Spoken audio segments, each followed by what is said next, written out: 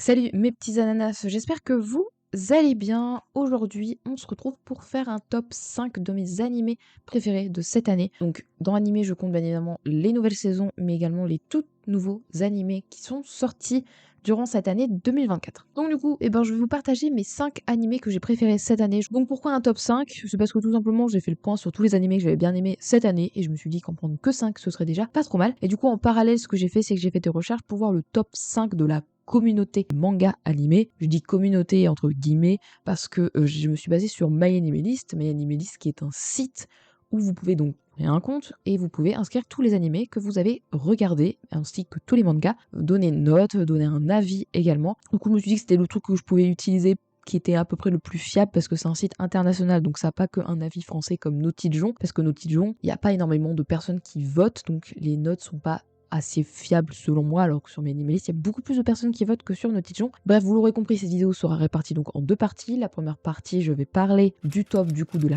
communauté, ainsi qu'après la deuxième partie de mon top. Donc du coup, j'espère vraiment que cette vidéo vous plaira, et puis je vous laisse avec la suite. Donc, bien évidemment, My Enemy List, je l'ai déjà dit avant, je crois, c'est évidemment pas 100% fiable. Vous verrez bien que le premier animé, je ne sais pas pourquoi c'est celui-là, certainement parce que ça a une grosse communauté et qu'ils veulent pas mettre une note en dessous. Je comprends vraiment pas pourquoi, depuis le début de la saison, il y est. Et c'était pareil, la dernière fois qu'il y a eu une saison de cet animé, c'était pareil sur My Enemy List, il était super haut, alors que c'est bien, mais ça mérite pas cette note, il y a tellement mieux cette année. Enfin, bref. Et vraiment, le top sur My Enemy List m'a surpris, j'aurais pensé que ça aurait peut-être d'autres d'animés, mais ce n'est pas le cas. Enfin bref, donc du coup, on va passer au top 5 et c'est Natsume Yoshinsho, donc la 7ème saison de cet animé qui a pour note 8,65 sur MyAnimeList. Ensuite, pour le top 4, nous avons deux animés, la saison 5 de Kingdom, ainsi que la saison 3 de Hibike Euphonium, qui a reçu une note de 8,73. Pour le top 3, nous avons la saison 2 de The Danger in My Heart, qui a une note de 8,79. Ensuite, le top 2, c'est la saison 3 de ReZero, avec une note de 8,85. Et comme je vous ai dit, le top 1, j'ai pas trop compris pourquoi c'était cet animé, je vais vous en donner un peu plus d'explications. C'est Bleach qui a reçu une note de 9.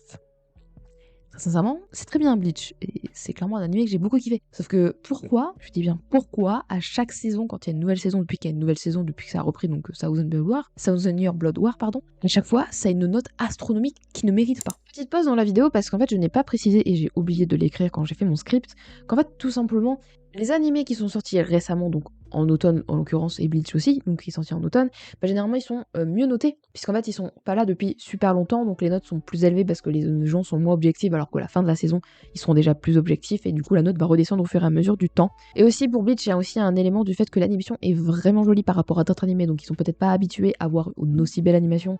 Enfin bref. Donc du coup, c'est pour ça que la note est certainement à 9, mais elle redescendra dans tous les cas.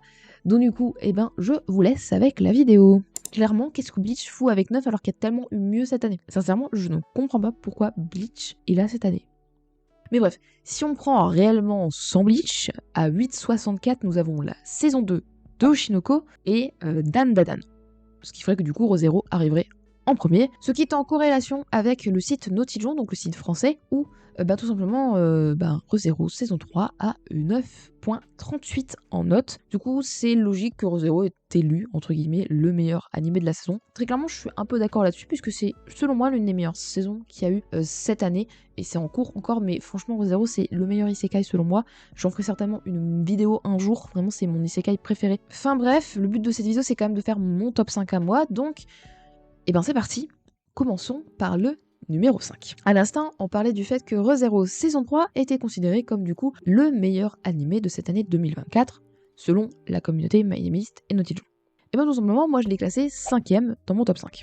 Comme c'est mon isekai préféré, je savais que j'attendais beaucoup de ReZero saison 3, et pour l'instant c'est vraiment très intéressant, donc c'est pour ça qu'il mérite de faire partie de ce top 5.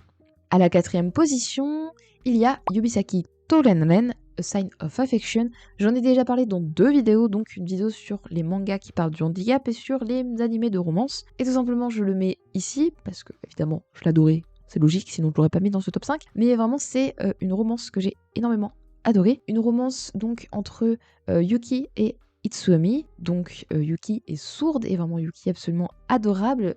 Utsume aussi, et les autres personnages, je les ai vraiment énormément kiffés. Et vraiment, cet animé donne du baume au cœur et vraiment, il représente un peu, je dirais, l'amour parfait parce que vraiment, Utsume est super attentionné avec Yuki. Yuki est folle amoureuse de Utsume. Enfin, je vous en parle un peu plus du coup dans les vidéos que je vous ai citées, donc n'hésitez pas à aller les voir si ça vous intéresse un peu plus. En troisième position, nous avons Du Mouvement de la Terre. Je sais pas si vous connaissez cet animé et ce manga, il est un peu méconnu et il a une adaptation d'animé, donc ils vont faire tout d'une traite, si je me trompe pas, ou peut-être en plusieurs parties, je me souviens plus. Dans tous les cas, il y a de fortes chances que je vous en reparle sur ma chaîne quand l'animé sera fini, parce que voilà, je me dis que ce serait sympa de faire une review quand l'animé sera fini. Enfin bref, c'est pas le sujet. Et donc du coup, Du Mouvement de la Terre, ça se passe au Moyen-Âge, et ça tourne autour de la question de l'héliocentrisme et de la place que prenait cette question à l'époque, puisqu'en fait, l'héliocentrisme, ce qu'ils savent pas, c'est le fait que la Terre tourne autour du Soleil, et que c'est plus la Terre qui est au centre de l'univers, comme à l'époque c'était pensé en Occident par rapport comment soit selon le christianisme, c'était Dieu qui avait choisi de placer la Terre au centre de l'univers. Et donc du coup, c'est cool parce que j'ai assez peu regardé d'œuvres qui se passent dans un monde médiéval, et j'ai vraiment beaucoup kiffé le début de l'histoire, j'ai hâte de voir la suite.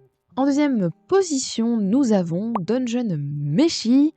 C'est un animé où j'ai également parlé dans une vidéo, je vous invite à aller le voir en haut à droite, c'est une vidéo où je vous dis que c'est le meilleur animé de l'année. C'est l'un des meilleurs, y a pas de doute. Dungeon Meshi, donc ça se passe dans un donjon, comme son nom l'indique, d'un groupe d'amis qui recherchent l'une de leurs amies qui a été mangée par un dragon, globalement. Et vraiment j'ai beaucoup adoré parce que je trouve que l'autrice a vraiment énormément travaillé l'univers du donjon. Le donjon est hyper travaillé, que ce soit les monstres, que ce soit les récompenses, que ce soit le lore autour du donjon, c'est très très bien décrit, et donc du coup j'ai vraiment beaucoup kiffé, et l'histoire aussi est très intéressante, donc hâte de voir la suite également. Et enfin, on arrive au top 1, peut-être celui que vous attendez le plus. Et très franchement, pour moi, c'est logique de le mettre en top 1. C'est l'un de mes coups de cœur de l'année dernière. Il y a eu une saison 2 cette année. Vous voyez peut-être de quoi je parle. Je parle bien évidemment de la saison 2 de Oshinoku. Quoi dire sur cette saison 2 qui a été absolument incroyable. Le début était vraiment très sympa avec la pièce de théâtre, mais la fin, donc les 4 ou 3 derniers épisodes, je ne sais plus exactement, où il y a énormément de révélations. Des révélations et surtout des clés pour essayer de supposer des choses. Et ça, c'est vraiment trop bien. Et j'ai trop hâte de voir la suite. J'espère qu'ils vont la faire l'année prochaine. Sinon, je serai un peu dégoûtée, mais sinon, c'est pas grave. Qu'ils prennent leur temps pour adapter la suite, puisque le manga en plus est fini. Il s'est fini le 14 novembre. Qu'est-ce que je peux vous dire d'autre à part que c'est génial. Donc voilà, mon top 5 animé de cette année 2024. N'hésitez pas à me faire partager dans les commentaires votre avis sur mon top déjà, et me dire tout simplement vos animés préférés de cette année, votre animé préféré ou vos animés préférés, c'est comme vous voulez. Donc c'est pas le premier top de fin d'année que je vais faire vers la fin du mois de décembre un top opening, un top ending, et c'est tout je crois. Mais voilà, j'aime bien se faire ce format en mode un peu récapitulatif de l'année 2024. Je compte aussi faire comme l'année dernière une vidéo sur les pépites de cette année. Donc je parle par pépites les petits animés par-ci par-là qui ont été petits animés par-ci par-là qui ont été appréciés par la communauté ou que j'ai regardé et que j'ai apprécié. Enfin bref, donc du coup j'espère vraiment que cette vidéo vous aura plu, puis on se retrouve la semaine prochaine pour une prochaine vidéo, et la semaine prochaine je vais faire une review de Bartender, un autre animé qui est sorti cette année. Bye bye.